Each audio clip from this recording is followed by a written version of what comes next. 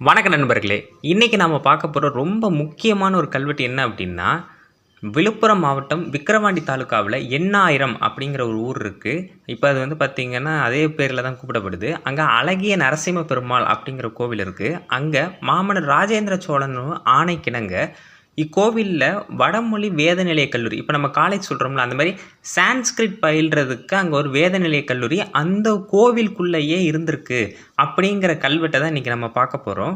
இதுல ரொம்ப முக்கியமான ஒரு விஷயம் என்ன அப்படின்னா, அது ராஜராஜ சோழன் அமைத்த கோவில் இது. அதனால தான் இந்த கோவிலுக்கு இந்த ஊருக்கு பேரே பார்த்தீங்கன்னா, ராஜராஜ சதுர்வேதி மங்கலம் அப்படிங்கிற பேரும் இருக்கு. அதுவும் ரொம்ப ஒரு போற்றுதலுக்குரிய ஒரு விஷயம். ஆனால் அதைவிட ராஜேந்திர சோழன் பன்மடங்கு இந்த கோவிலை அந்த காலத்துல வளர்த்திருக்கார். இங்கு ஒரு கல்லூரியும் செயல்பட்டிருக்குங்கிறது இந்த கல்வெட்டு மூலமா தெரியுது. எண்ணாயிரம் என்பது தமிழில் 8000 என்று பொருள்படும். அதாவது 8000ங்கிறது அர்த்தம். மேலும் கிபி 1025ஆம் ஆண்டு கல்வெட்டு ஒன்று எண்ணாயிரம் என்பது ராஜராஜ சோழன் பெயரை குறிக்கிறது என்ற தகவலை தருகிறது. அது எந்த அளவுக்கு உண்மைன்னு தெரியல. இந்த பெயரானது சமண வணிகர்களின் ஒரு குலப்பெயரை குறிப்பதாய் உள்ளது. அதாவது பார்த்தீங்கன்னா, அந்த காலத்தில் இந்த பகுதி ஒரு சமணர்களுடைய இருப்பிடமாக இருந்திருக்கு போல. எது இந்த எண்ணாயிரம். அதன் பிறகு இது வைணவர்களுடைய இடமா மாற்றிருக்காங்க. 8000 பேரை மாற்றினதாக சொல்லப்படுது வைணவர்களா. அந்த காரணத்தினால எண்ணாயிரம் அப்படிங்கிற பேர் வந்ததுக்கு. அதாவது 8 கூட்டல் 1000ங்கிறது தான் எண்ணாயிரம் அப்படின்னு மாறி இருக்கு. இன்னைக்கு நம்ம பார்க்க போகிற கல்வெட்டு பார்த்தீங்கன்னா, ராஜேந்திர சோழன் காலத்து கல்வெட்டு. ஆனால் எந்த ஆட்சி ஆண்டு கல்வெட்டுங்கிறது நமக்கு தெளிவாக தெரியல. சரி, அதுக்கப்புறம் எண்ணாயிரம் கிராமத்தை பற்றி பார்ப்போம். எண்ணாயிரம் கிராமமானது 1000 ஆண்டுகள் பழம்பெருமை வாய்ந்த பாரம்பரியத்தை தன்னகத்தை கொண்டது. இஃது மாமன்னர் ராஜராஜ சோழனால் கட்டப்பட்ட ஒரு நகரமாகும். ராமானுஜன் வருகைக்கு முன்பு இங்கு சமணர்கள் ஆதிக்கம் செலுத்தி வந்தனர். அப்போ ராமானுஜன் இங்கிருந்த 8000 சமணர்களை வைணவர்களாக மாற்றினார் என்று கூறப்படுகிறது. அக்காலத்தில் இது ராஜராஜ சதுர்வேதி மங்கலம் என்று அழைக்கப்பட்டது. அது பொதுவான விஷயம்தான். ஏன்னா எல்லா சதுர்வேதி மங்கலத்துக்கும் அரசன் அரசியருடைய பெயரை தான் வைப்பாங்க. இப்போ ராஜராஜ சதுர்வேதி மங்கலம், ராஜேந்திர சதுர்வேதி மங்கலம், விசாதிர சதுர்வேதி மங்கலம், அப்புறம் சிங்களாந்தக சதுர்வேதி மங்கலம், பஞ்சமன்மாதை சதுர்வேதி மங்கலம், இப்படி பல பெயர்கள் வைப்பாங்க. அதாவது மன்னர்களோட அடைமொழி பெயர், இல்லை மன்னர்கள் வாங்கிய பட்டப்பெயர், அப்புறம் பார்த்திங்கன்னா அரசியரோட பெயர், இந்த மாதிரி குலப்பெயர்கள், இதை வைத்து சதுர்வேதி மங்கலத்துக்கு பெயர் வைப்பாங்க. அதன்படி இது அமைத்தவருங்கிற பேர் காரணத்தினால எண்ணாயிரத்தை அமைத்ததுனால ராஜராஜ சதுர்வேதி மங்கலம்னு வைக்கிறாங்க. இப்போ நம்ம இந்த அழகிய நரசிம்மர் பெருமாள் கோயிலை பற்றி பார்ப்போம். எண்ணாயிரத்தில் அழகிய நரசிங்க பெருமாள் கோவில் உள்ளது. இக்கோவிலில் உள்ள முதலாம் ராஜேந்திரன் கல்வெட்டு இந்த உள்ள இருக்கக்கூடிய பெருமாளை என்னென்ன சொல்றாரு பாருங்க. ஸ்ரீ மூலஸ்தானம் உடையார், ராஜராஜ விண்ணகர் ஆழ்வார், குந்தவை விண்ணகர் ஆழ்வார். இங்கே நீங்கள் நல்லா கவனிக்கிறது இதுதான். குந்தவை விண்ணகர் ஆழ்வார், சுந்தர சோழ விண்ணகர் ஆழ்வார் ஆகிய கோவில்களை குறிக்கின்றது. உள்ள நிறைய சின்ன சின்ன கோவில் இருக்கு. அது எல்லாத்துக்குமே ஒவ்வொரு பேர் இருக்கு. ராசராச விண்ணகர் ஆழ்வார் கோயில் தற்பொழுது அழகிய நரசிங்க பெருமாள் கோயில் என்று வழங்குகிறது. அப்போ இந்த ராசராச விண்ணகரம் முதல்ல ஒன்று தெரிஞ்சுக்கோங்க. விண்ணகரம் அப்படிங்கிறது பெருமாள் கோவிலை குறிக்கும். இப்போ ஈஸ்வரம் அப்படிங்கிறது சிவன் கோயில் எப்படி குறிக்குதோ அதுபோல் விண்ணகரம் அப்படிங்கிறது பெருமாள் கோவிலை குறிக்கும். இப்போ நீங்கள் பார்த்தீங்கன்னா நந்திபுர விண்ணகரம், இப்படி பல விண்ணகரங்கள் இருக்குது. அதில் ஒன்று தான் இந்த ராசராச விண்ணகரம். ராஜராஜன் அமைத்த காரணத்தினால் இதுக்கு ராசராச விண்ணகரம் அப்படின்னு பேர் இருக்குது. சரி, முதலாம் ராஜேந்திரன் காலத்தில் எண்ணாயிரத்தின் ஒரு வேத கல்லூரி, இந்த வேத கல்லூரி இந்த கோவிலில் தான் இயங்கியிருக்கு. வேதம், வியாக்கரணம், மீமாம்சம், வேதாந்தம் இது எல்லாமே சமஸ்கிருத பாடங்கள். இந்த சமஸ்கிருதத்தில் வரக்கூடிய வேதங்களில் உள்ள நிறைய பாட திட்டங்கள்லாம் இங்கே சொல்லிக் கொடுக்கப்பட்டிருக்கு. இக்கல்லூரியில் படிக்கும் மாணவர்களுக்கு தனியாக விடுதி ஒன்றும் இருந்துள்ளது. இந்த கல்வெட்டில் நம்ம விடுதியை பற்றிலாம் பார்க்க போகிறதில்ல, அது வேற ஒரு கல்வெட்டில் இருக்குது. இந்த கல்வெட்டில் நம்ம என்ன பார்க்க போகிறோம்னா, எத்தனை மாணவர்கள் படித்தாங்க, அவங்களுக்கு என்னென்ன வசதிகள் செய்யப்பட்டது, எவ்வளவு நெல் கொடுக்கப்பட்டது, எவ்வளோ ஸ்டைஃபண்ட் அமௌண்ட் கொடுக்கப்பட்டது, சொல்லிக் கொடுத்த ஆசிரியர்களுக்கு எவ்வளோ கொடுக்கப்பட்டது, இதை தான் பார்க்க போகிறோம். இன்னொரு கல்வெட்டில் நிறைய தகவல் இருக்குது. அதை நம்ம அடுத்த காணொலியில் பார்ப்போம். இக்கோயில் மற்ற கோவில்களிலிருந்து தனித்து விளங்குகிறது. அதாவது 4 அடி உயரம் இருக்கக்கூடிய பீடத்து மேலே தான் இந்த கோவிலே இருக்குது. நீங்கள் படத்தில் பார்த்தாலே தெரியும், கொஞ்சம் உயரமாக இருக்கும் இந்த கோவில். கிடந்த நிலையில் பெருமாள் காட்சியளிக்கின்றார். இது நரசிம்மர் கோவில் தான். திருநெல்வேலி மாவட்டம் சேரன் மாதவியில் உள்ள ராமசாமி கோவில் அமைப்பினை இது ஒத்துள்ளது. அதாவது ஒரு பீடம் இருக்குங்க. இந்த பீடத்துக்கு மேலே தான் கோவிலே கட்டப்பட்டிருக்கு. அப்போனா எந்த அளவுக்கு அந்த காலத்திலே மாமன்னர் ராஜராஜ சோழன் ஸ்ட்ரக்சரலாக அந்த கோவிலை கட்டியிருப்பாரு பாருங்க. தஞ்சை பெரிய கோவிலுக்கு ஈக்குவலான புகழ் கொண்டது இந்த எண்ணாயிரம் கோவில். இந்த கல்வெட்டை இதெல்லாம் அமைப்பெல்லாம் பாருங்கள், எவ்வளோ அழகாக அந்த காலத்தில் செஞ்சுருக்காரு. கல்வெட்டுகள் சோழர் காலத்தில் எண்ணாயிரம், திருப்பாதிரிப்புலியூர், திருபுவனை, திருமுக்கூடல், திருவாவடுதுறை, திருவொற்றியூர், பாகூர் உள்ளிட்ட இடங்களில் உயர்கல்வி கூடங்கள் இருந்ததாக கல்வெட்டு தகவல் கூறுகின்றன. இதெல்லாம் நான் ஒவ்வொரு இதுவும் அப்புறம் சொல்கிறேன், கல்வெட்டுகள் காணொலியாக போடுறேன். எண்ணாயிரத்தில் இருந்த கல்லூரியில் 3 வேதங்கள் உட்பட 11 வகையான சமஸ்கிருத பாடங்கள் கற்பிக்கப்பட்டுள்ளன. இதில் இந்த திருவாவடுதுறைங்கிறது எங்கள் ஊர் பக்கத்தில், மயிலாடுதுறை பக்கத்தில் இருக்கக்கூடிய திருவாவடுதுறை. அப்புறம் திருபுவனைங்கிறது பாண்டிச்சேரி ஸ்டேட்டில் உள்ளது. திருமுக்கூடல் நான் ஏற்கனவே பதிவிட்டிருப்பேன். அப்புறம் திருப்பாதிரிப்புலியூர் கடலூர். அப்புறம் பாகூருங்கிறது புதுச்சேரி ஸ்டேட். இங்கெல்லாம் வந்து அந்த காலத்தில் என்ன இருந்துதான், வேத நிலைய கல்லூரி, அதாவது காலேஜஸ் இருந்திருக்குன்னு சொல்கிறாங்க. அதேமாதிரி ஒரு கல்வெட்டு, இந்த கோவிலில் உள்ள கல்வெட்டு என்ன சொல்லுது அப்படின்னா, அதெல்லாம் நான் தனியாக இன்னொரு காணொலியில் சொல்கிறேன். ராஜேந்திர சோழனோட மனைவியர் ஒருத்தவங்க பேர் வந்து பராந்தகன் சுத்த மல்லியாரான முக்கோக்கிலானடிகள் அப்படிங்கிற அந்த அரசி இந்த மன்னர், அதாவது ராஜேந்திர சோழனுடைய தோல் வலிமை ஆரோக்கியம் நன்றாக இருக்க வேண்டும் என்பதற்காக இந்த தலத்து, அதாவது 8000 ஊருக்கு பக்கத்தில் பிரம்மதேசம்னு ஒரு ஊர் இருக்குது, அங்கே பாடலீஸ்வரமுடையார் அப்படிங்கிற கோவிலுக்கு பூஜை வழிபாட்டுக்கு நிலங்களை தானமாக கொடுத்துருக்காங்க. இக்கொடையை இந்த அரசி வழங்கிய போது மன்னர்னா யார், ராஜேந்திர சோழன், இந்த 8000 ராஜராஜ ஈஸ்வரமுடையார் கோவிலில், இங்கே ஈஸ்வரமுடையார்னு கொடுக்குறாங்க அப்படின்னா 8000 ஊர்லேயே இன்னொரு சிவன் கோயில் இருந்திருக்குன்னு அர்த்தம். அந்த சிவன் கோயிலே முகாமிட்டு தங்கியிருந்ததாக மாமன்னர் ராஜேந்திர சோழனின் 24ஆம் ஆட்சியாண்டு கல்வெட்டு தெரிவிக்கிறது. இப்போ நம்ம இன்றைக்கி பார்க்க போகிற கல்வெட்டு அது இல்லைங்க, அது வேறு கல்வெட்டு. இந்த கல்வெட்டை நான் அடுத்த காணொலிகளில் பதிவிடுறேன். 2 கல்வெட்டு இருக்குது 8000, இது மாதிரி ஒரு 3-4 கல்வெட்டு இருக்குது, அதை நான் வரிசையாக பதிவிடுறேன். இதேமாதிரி இன்னொரு கல்வெட்டு தகவலே சொல்கிறேன். 8000 தளத்தில் உள்ள ராஜேந்திர சோழனின் 30ஆம் ஆட்சியாண்டு கல்வெட்டு ஒன்று சொல்லுது. என்னென்னா அது 1042 ஆண்டு கல்வெட்டு. திருவாய்மொழி இசைக்க, திருவாய்மொழினா ஆணை பிறப்பிக்க, ராஜராஜ சதுர்வேதி மங்கலத்து பெருங்குடி சபையார் அவ்வூரில் உள்ள ராஜராஜ ஈஸ்வரமுடையார் கோயில் திருமுற்றம்னா கோவில் சன்னதியில் கூட்டம் கூடி ஸ்ரீ ராஜராஜ விண்ணகர் ஆழ்வார் கோவிலில், ஈஸ்வரமுடையார் கோவில்ங்கிறது சிவன் கோயில், விண்ணகர் ஆழ்வார்ங்கிறது பெருமாள் கோவில், அங்கே திரு உற்சவம் நடத்தவும் ஸ்ரீ ராஜராஜ தேவர், இது வந்து மாமன்னர் ராஜராஜ சோழன் குறிக்குது, அவர் பிறந்த நட்சத்திரமான இந்த கல்வெட்டில் வந்து சித்திரை சதயம்னு சொல்கிறாங்க. நம்மளாம் ஐப்பசி சதயம்னு சொல்கிறோம். ஆனால் இந்த கல்வெட்டில் மட்டும் சித்திரை சதய திருநாளுக்கு 9 நாள் திருவிழா நடத்தவும் நிலம் வழங்கியுள்ளனர் என்ற தகவலை ஒரு கல்வெட்டு தெரிவிக்கின்றது. இதுதான் இங்கே குழப்பமாக இருக்குது. ஏன்னா மற்ற கல்வெட்டுகளில் பார்த்திங்கன்னா ஐப்பசி சதயம் தான் குறிப்பிடுறாங்க. ஆனால் இந்த ஒரு கல்வெட்டில் சித்திரை சதயம்ங்கிறது கொடுத்துருக்காங்க, ராஜராஜ சோழனோட பிறந்த நாள். அது எந்த அளவுக்கு உண்மையானதுங்கிறது நம்ம இன்னும் நிறைய ஆராய்ந்து பார்த்தா தான் தெரியும். சரி, நம்ம இந்த கல்வெட்டுக்கு வரும். இன்று நாம் காணப்போகும் கல்வெட்டில் மொத்தம் 11 வடமொழி பாடங்கள் கற்றுக் கொடுக்கப்பட்டுள்ளன. அதாவது இந்த காலேஜ்னு சொல்கிறோம் பார்த்தீங்களா, இங்கே வந்து 11 பாடங்கள் சொல்லிக் கொடுக்கப்பட்டிருக்கு. என்னென்னு பார்ப்போம். ரிக்வேதம், யஜூர், சாந்தோக சாமம், தலவக்ர சாமம், அதர்வம், வாஜசனயம், பௌதாயனிய கிருகய கல்ப காடகம், ரூபாவதாரம், வியாக்கரணம், பிரபாகரம், வேதாந்தம். இதில் நிறைய பேருக்கு வந்து இந்த அதர்வம், ரிக்வேதம், யஜுர்வேதம், அப்புறம் அதாவது சாமம்னா வந்து சாந்தோக சாமம், தலவக்கர சாமம்லாம் வந்து ஒரே இது தான். இந்த பௌதாயனிய கிருகய கல்ப காடகம்ங்கிறதுலாம் ரொம்ப அதெல்லாம் எனக்கே தெரியாது. இப்போ புதுசாக தான் நானே இதை கேள்விப்படுறேன். இந்த 11 பாடங்களோட தெளிவான விளக்கத்தை நான் அடுத்த காணொலியில் தெளிவாக சொல்கிறேன். நிறையா சொல்லணும், அதனால் டைம் இல்லை. இனிமேல் நம்ம கல்வெட்டு பார்ப்போம். ஏன்னா இந்த கல்வெட்டு சொல்லி முடிக்கிறதுக்கே நமக்கு வந்து நிறைய நேரம் ஆகும். ஸோ அதனால் அடுத்த காணொலியில் பார்ப்போம். இப்போ நம்ம கல்வெட்டுக்கு வரும். இக்கோவிலில் உள்ள வடக்கு சுவரில் உள்ள அதிட்டானத்தில், படத்தில் பார்க்குறீங்க பார்த்தீங்களா, அந்த இடத்துல தான் மாமன்னர் ராஜேந்திர சோழனின் வேத நிலைய கல்லூரி கல்வெட்டு உள்ளது. இப்போ நான் ஏற்கனவே ஒரு 2 கல்வெட்டு சொன்னேன் பார்த்தீங்களா, அந்த ராஜேந்திர சோழனோட மனைவியரெல்லாம் ஒரு தானம் கொடுத்தாங்க அப்படி, அது எல்லாமே இந்த இங்கே நீங்கள் படத்தில் பார்க்குற கல்வெட்டில் தான் இருக்குது. சரி, இப்போ கல்வெட்டுக்கு வரும். ஸ்வஸ்தி ஸ்ரீ முதல் யாண்டு வரை வந்து மெய்கீர்த்தி வரிகள், மாமன்னர் ராஜேந்திர சோழனோட மெய்கீர்த்தி வரிகள். இப்போ நம்ம டேரெக்டாக கல்வெட்டுக்கு வரும்.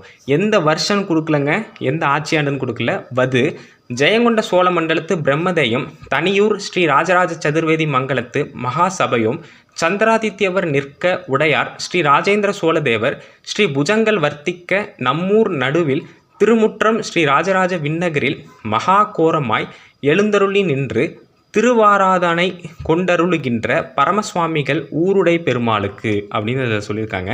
இதில் நீங்கள் நல்லா கவனிச்சிங்கன்னா தெரியும், இந்த இறைவன் பேர், அதாவது இந்த 8000 கோவிலுடைய இறைவன் பேர் வந்து ஊருடை பெருமாள். அதை கொஞ்சம் நல்லா தெரிஞ்சு வச்சுக்கோங்க, ரொம்ப முக்கியமான ஒன்று.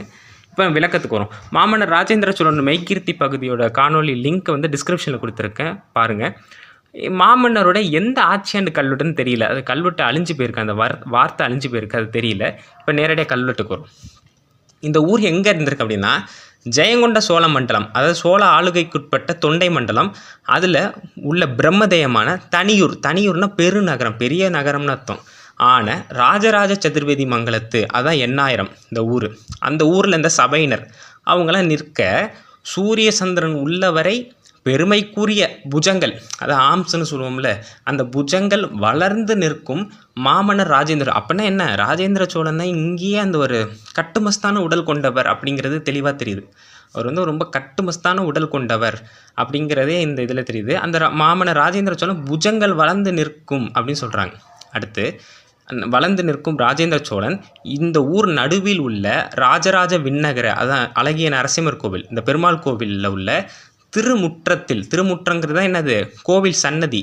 அந்த கோவில் சன்னதியில் கம்பீரமாய் நின்று, அதுதான் மகா கோரமாயின்னு சொல்கிறாங்க, கம்பீரமாய் நின்று இக்கோவிலில் வழிபாட்டுக்குரிய, அதான் திருவாராதனைன்னு சொல்கிறாங்க, வழிபாட்டுக்குரிய பரமசுவாமிகள் ஊருடை பெருமாளுக்கு, அதுதான் இந்த எண்ணாயிரம் கோவிலோட பெருமாள் பேர். எண்ணாயிரம் கோவிலில் இப்போ நம்ம அழகிய நரசிம்ம பெருமாள் கோவில்னு சொல்கிறோம். அதுக்கு முன்னாடி அந்த கோவிலில் வந்து ஊருடை பெருமாள் கோவில்னு சொல்கிறாங்க. ஊருடை பெருமாள் கோவில், அதாவது தமிழ்லேயே நிறைய பேர் இருக்குது. அதை நாம் தான் இன்றைக்கி வந்து வழக்கில் கொஞ்சமாக எடுத்துட்டோம். சரி, இப்போ அடுத்து கல்வெட்டு வரும்.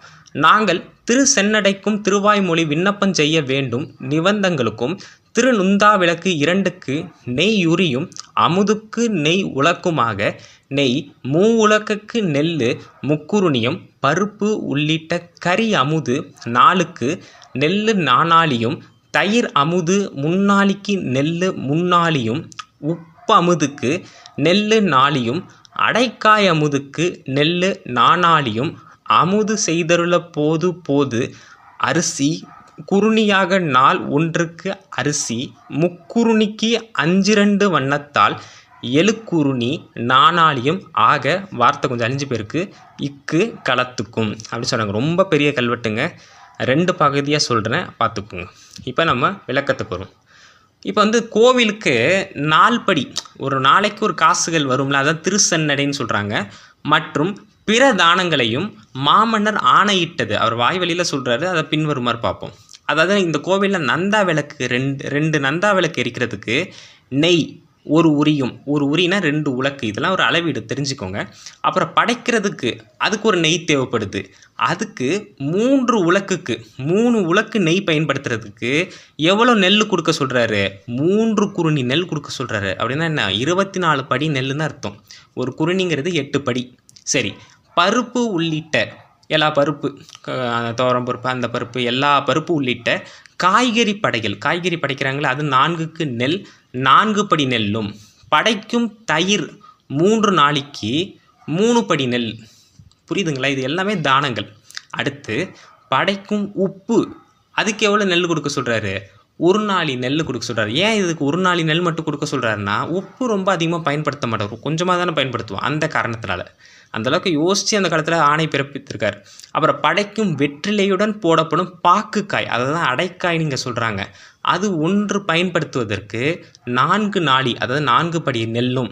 அப்புறம் படையலுக்கு பயன்படுத்தப்படும், படைக்கிறதுக்கு அரிசி வேணும்ல, அரிசி குருணியாக ஒரு நாளைக்கு 3 குருணி, அதாவது 24 படி அரிசி யூஸ் பண்ணிக்கலாம்.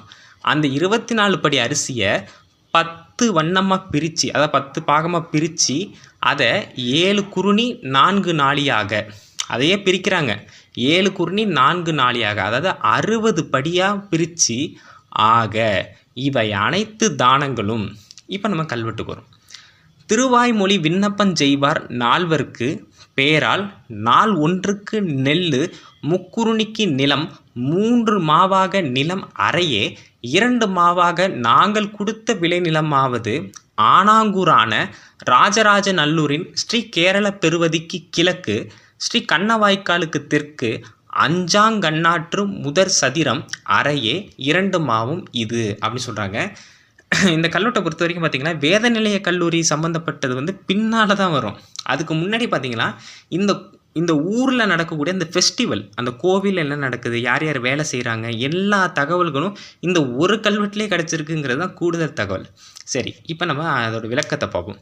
அப்போ இந்த தானங்களையும் மாமன்னரின் ஆணையை வெளியிடும் அதிகாரிகள், மாமனார் ஆணை வெளியிடுறாருன்னா அதை வெளியிடுவாங்களோ சில அதிகாரிகள், அவங்க ஒரு 4 பேர் இருக்காங்க.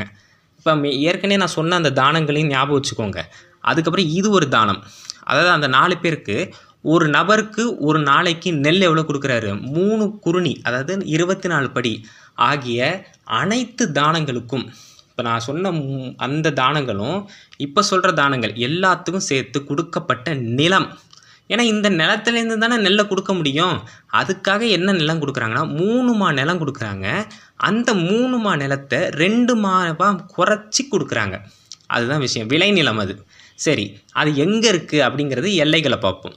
விழுப்புரம் மாவட்டம் ஆனாங்கூர் அப்படிங்கிற ஊர் இருக்குது, இப்பயும் இருக்குது. அங்கே ராஜராஜநல்லூர் உள்ள கேரள பெருவதி அதுக்கு கிழக்கிலும், கண்ணவாய்க்காலுக்கு தெற்கிலும் உள்ள 5ஆம் பாசன வாய்க்காலில் முதல் சதுரத்தில் உள்ள 2 மா நிலமும். இது முதல் விஷயம். இப்போ கல்வெட்டுக்கு வரும்.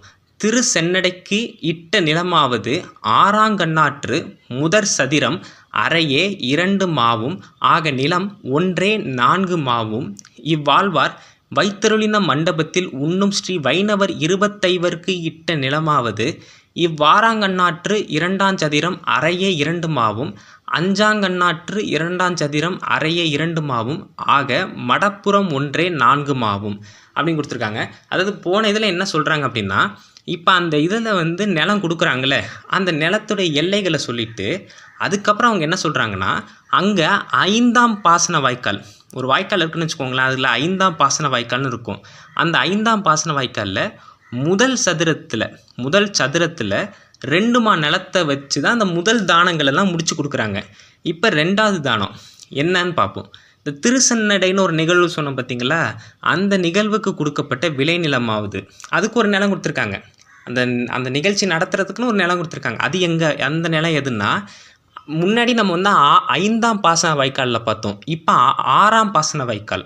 அந்த 6ஆம் பாசன வாய்க்காலில் முதல் சதுரத்தில் உள்ள 2 மாவும். இப்போ போனதில் 2 மா, இப்போ ஒரு 2 மா ஆக நிலம் 4 மாவும். அது 400 குழி. இது முடிஞ்சிருச்சு. இப்போ அடுத்து இந்த கோவில் இறைவன் எழுந்தருள்ள மண்டபம், அந்த மண்டபத்தில் உண்ணும் வைணவர்கள் ஒரு 25 வைணவர்கள் என்ன பண்ணுறாங்க, சாப்பிட்ற நிகழ்ச்சிக்கு ஒரு நிலம் கொடுத்துருக்காங்க. அது எங்கன்னா அதே 6ஆம் பாசன வாய்க்காலில் 2வது சதுரத்தில். போன தடவை முதல் சதுரம், இந்த தடவை 2வது சதுரம். அதில் உள்ள 2 மாவும் அதே 5ஆம் பாசன வாய்க்காலில் 2வது சதுரத்தில் உள்ள 2 மாவும் ஆக மடப்புறம் மொத்தம் 4 மா நிலம் வழங்கப்பட்டுள்ளது. அந்த கோவிலில் 25 பேர் உண்ற நிகழ்வுக்கு மொத்தம் எவ்வளோ கொடுக்கப்பட்டிருக்கு? 4 மா நிலம் கொடுக்கப்பட்டிருக்கு. இப்போ கல்வெட்டுக்கு வரும். இவ்வாழ்வார் ஆணி அணில திருநாளுக்கு திருக்கொடி புடவை உள்ளிட்ட அற்றை நாள் வரை அழிவுக்கு பொன் களஞ்சும் திருவிளக்கெண்ணெய் நாள் 7க்கு பொன் 2 களஞ்சும் இந்நாளில் சேவிக்கும் வைஷ்ணவர்க்கும் தாதர்களுக்கும் ஆக உண்பார் 1000வர்க்கு நாள் 7க்கு நெல் 60 களமும் இவ்வாழ்வார் கிராம பிரதட்சணத்துக்கு திருத்தேர் ஏறி அருளும் நாள் யாசகருக்கு தியாகத்துக்கும் அப்படின்னு சொல்லியிருக்காங்க. திரும்பவும் சொல்கிறேங்க, முன்னாடி சொல்லப்பட்டது எல்லாமே அந்த ஒவ்வொரு நிகழ்வுக்கும் என்ன பண்ணுறாங்க, ஒரு பாசன வாய்க்கால்லேருந்து 2 மா நிலங்களாக கொடுத்துட்ருக்காங்க. அது அதோடு முடிஞ்சிருச்சு. இப்போ சொல்லக்கூடிய இந்த வரிகளுக்கு தனி தானங்கள் கொடுக்கப்படுது. சரி, இதுக்கு இன்னும் இருக்குது. பிரசாதிக்கும் பரிசட்டங்களுக்கும் பொன் 5 களஞ்சும் சாத்தியருளும் திருப்பரி சட்டம் 2க்கு பொன் களஞ்சும் உற்சவத்து 5 பெருந்திருவமுதுக்கும் உத்தமபடிக்கு திருமஞ்சனத்துக்கும் பொன் அரை களஞ்சும் திருப்பள்ளி தாமத்துக்கு பொன் அரை களஞ்சும் ஆக இத்திருப்பிரசஸ்துக்கு கொண்டருளின நிலம் இவ்வாறாங்கண்ணாற்று 3ஆம் சதுரம் அறைய 2 மாவும் அப்படின்னு சொல்கிறாங்க. இப்போ நம்ம பார்க்குற இந்த இப்போ வரிகள் எதுவுமே அந்த முன்னாடி சொல்லப்பட்ட எதுலேயும் பொருந்தாது. அந்த தானங்கள் அதோடு முடிஞ்சு போயிடுச்சு. இப்போ நம்ம பார்க்க போகிறது எல்லாமே வேறு தானங்கள். சரிங்களா? அதனால தான் நான் இதை ஒன்றுத்தையும் கீனாக அப்சர்வ் பண்ண சொல்கிறேன். ஸோ அது எல்லாத்தையுமே கொஞ்சம் ஞாபகம் வச்சுட்டு வாங்க. சரி, இப்போ நம்ம விளக்கத்துக்கு வரோம். இந்த கோவில் இறைவன் ஆனி மாதம், நல்லா தெரிஞ்சுக்கோங்க, ஆனி மாதம் அனுச நட்சத்திரம் வர நாள் அன்னைக்கு ஒரு விழா நடக்குது. எங்கே? இந்த கோவிலில் திருநாளில் நடக்கும் விழாவில் அந்த நாளில் அந்த ஆனி மாதம் அனுச நட்சத்திர நாளில் நடக்கக்கூடிய விழாவில் கொடிமரம் இருக்குல்ல, அதுலேருந்து இந்த புடவைலாம் ஏற்றுவாங்க தெரியுமா, அந்த நிகழ்ச்சிக்கு பொன் களஞ்சும், அதாவது 1 களஞ்சு தங்கம் கொடுக்குறாங்க.